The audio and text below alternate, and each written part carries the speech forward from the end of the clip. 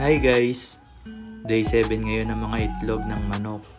Yan po ay nasa incubator na may automatic na ilaw na namamatay at nabubuhay.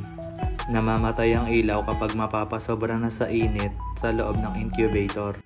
Kapag naman namatay ang ilaw, unti-unti nang nababawasan yung init sa loob ng incubator. Kapag naka-incubator, kailangan may tubig din sa loob. Meron yung Tupperware na may tubig sa ilalim. Day 40 na ng mga itlog sa incubator. Kapag nga pala nakasampung araw na sa incubator ang mga itlog, kailangan na itong halu-haluin. Iyan si tatay, siya ang naghahalo. At hahaluin nyo ito kada 4 na oras. Kapag naka 20 days, magsisimula na magkakrak ang shell ng itlog. At kinabukasan ng 21 days, panigurado, sunod-sunod na ang pagpisa ng mga itlog at makikita nyo na ang mga sisiw nito.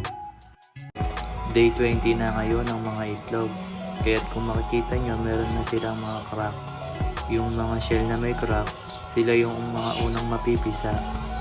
Ayan, maririnig nyo may mga nasiyap na. Dahil sisiw na po sila lahat, nataantayin lang po natin na sila po mismo ang kusang lumabas mula sa itlog. At kapag napisa na yan, makikita na natin ang mga sisiw. Ngayon nga pala ang day 21 ng mga itlog sa incubator. At ngayong araw din magsisimula mapisa ang mga itlog.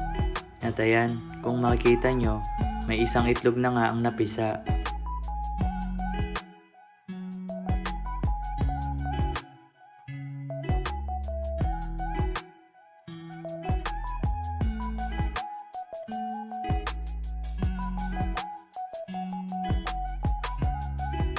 Ngayon ay day 21 at 9 AM ng mga itlog sa incubator.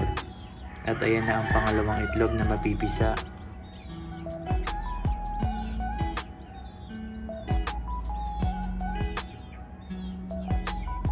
Ayan yung unang napisa kanina, nakakalakad na siya kasi meron siyang paa.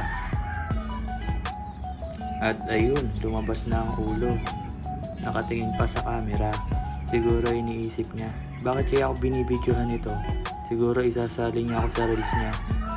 Ayan, 5 times na ang speed ng video. Baka kasi mainip kayo. Kung makikita nyo, unti-unti nang umaalis sa eggshell si baby chick number 2. At ayan, nakalis na siya. Ayun, 2 na sila.